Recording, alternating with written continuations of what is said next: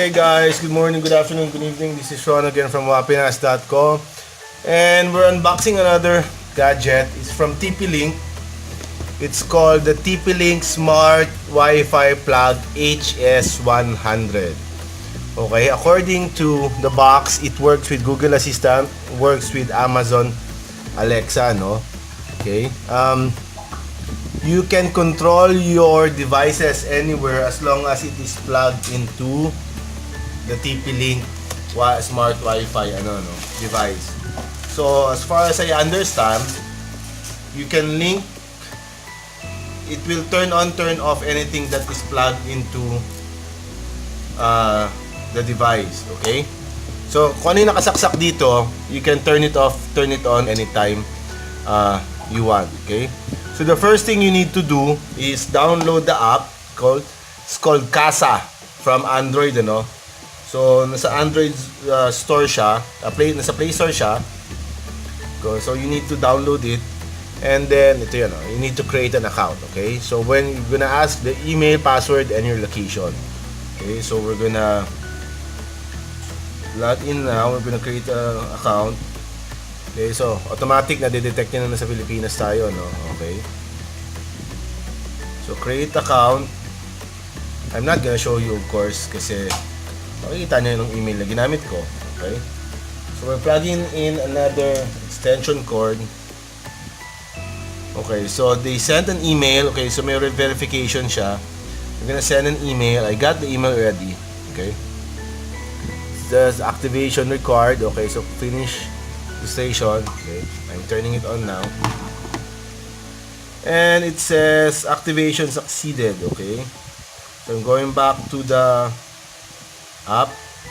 Okay, I just press the okay, it's gonna need so it's there. Okay, see the app.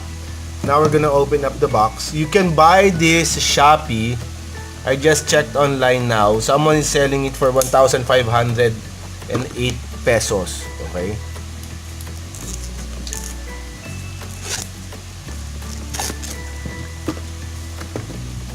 Okay. It's supposed to be able to help you with controlling your devices that are plugged in here. Okay. So let us open it up. Yeah. Okay. Paparaffle ko na dapat ng isang araw sa party ng Wapinas, pero anyway, so here it is. It comes with the manual and the actual device. Okay, it's using a 3-prong plug. Okay, and that's it. Yun lang po ang naman, mga kaibigan. Okay, so we're gonna plug it in now here.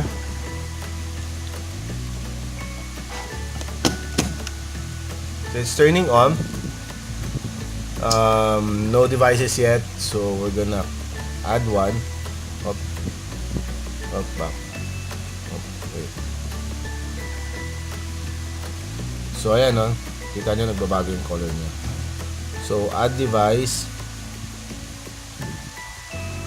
So apparently they also have cameras, so we're using the HS100. Dalawa yung nila. Okay, so go to settings, connecting to my Wi-Fi. Okay, next, plug in. It's already plugged in. Okay, check your Wi-Fi light. It should start blinking orange and green. Yes. Okay, so ayan, it's gonna try to establish connection. We'll leave it like that muna. If it's too long, we'll just fast forward the recording later. So choose your network. Okay, wait.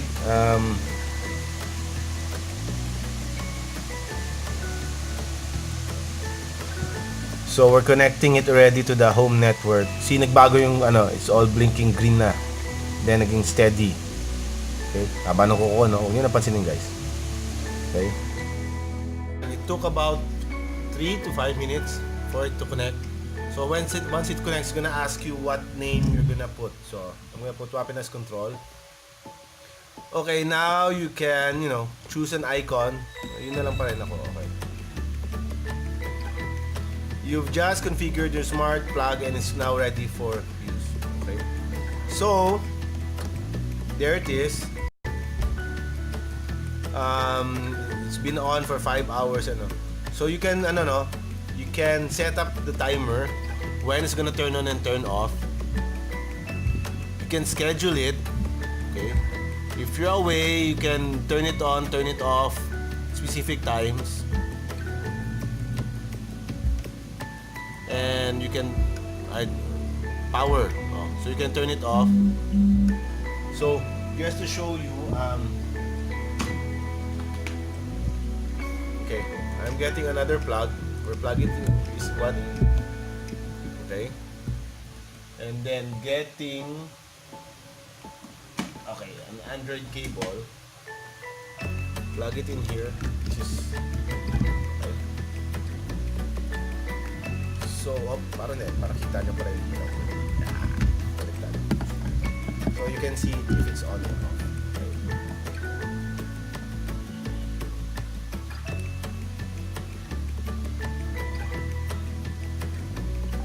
Okay, now as you can see, the Realme is charging. Nakita nyo? Okay. We also have an unboxing for that one on the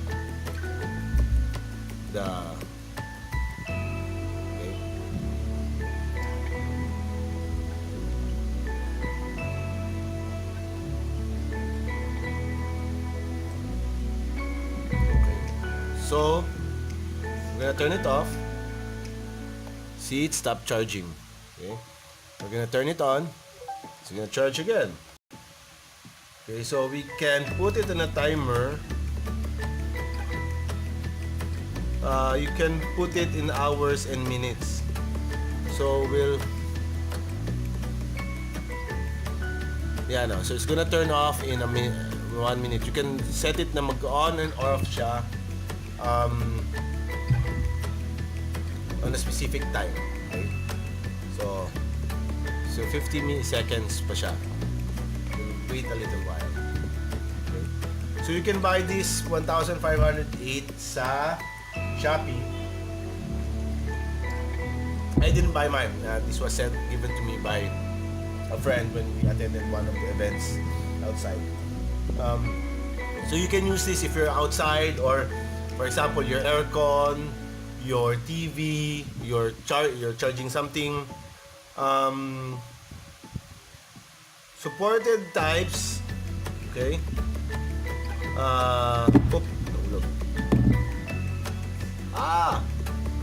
I stopped it. Okay. So supported types, you can coffee maker, pwede, desk lamp, LCD TV, heater, 1,500 watts yun. Humidifier, iron, 1,500 watts them, toaster, tower fan. Okay.